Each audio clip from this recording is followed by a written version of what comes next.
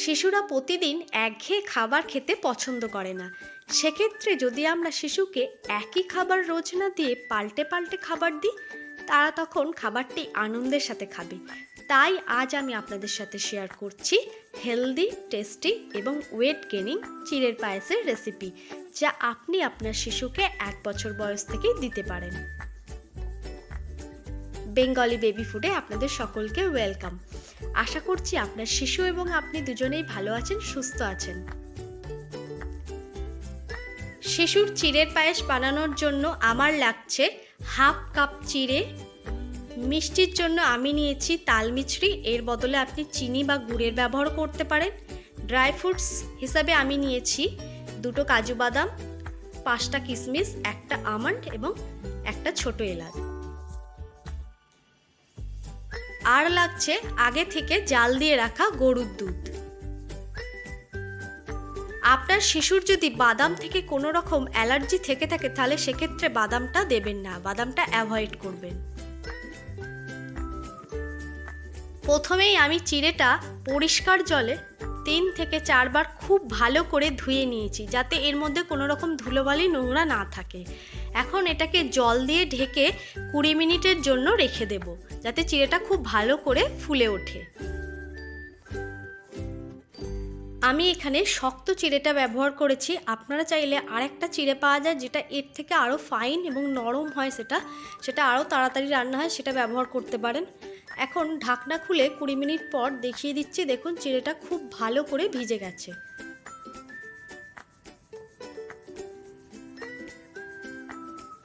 এখন একটা ছাঁকনি নিয়ে ছাঁকনির মধ্যে চিড়ে থেকে সমস্ত জলটা বার করে নিচ্ছি।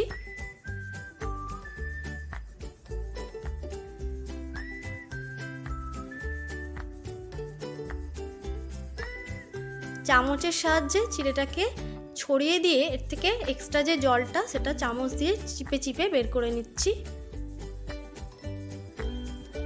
এখন গ্যাস জ্বালিয়ে গ্যাসের উপর একটা প্যান বসিয়ে এর মধ্যে দিয়ে দিচ্ছি আগে থেকে জাল দিয়ে রাখা গরুর দুধ।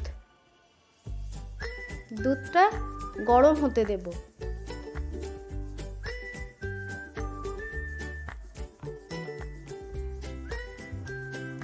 এখন এর মধ্যে দিয়ে দেব জল ঝরিয়ে রাখা চিড়েটা।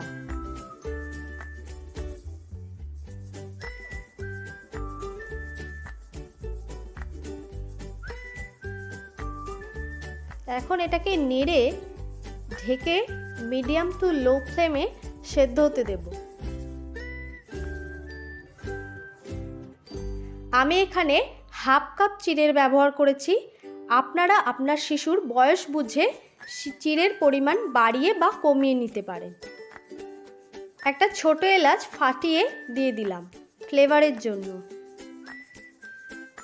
এটাকে ঢেকে আরও কিছুক্ষণ সেদ্ধ হতে দেব। গ্যাসের ফ্লেম কিন্তু মিডিয়াম টু লোতে রাখবেন।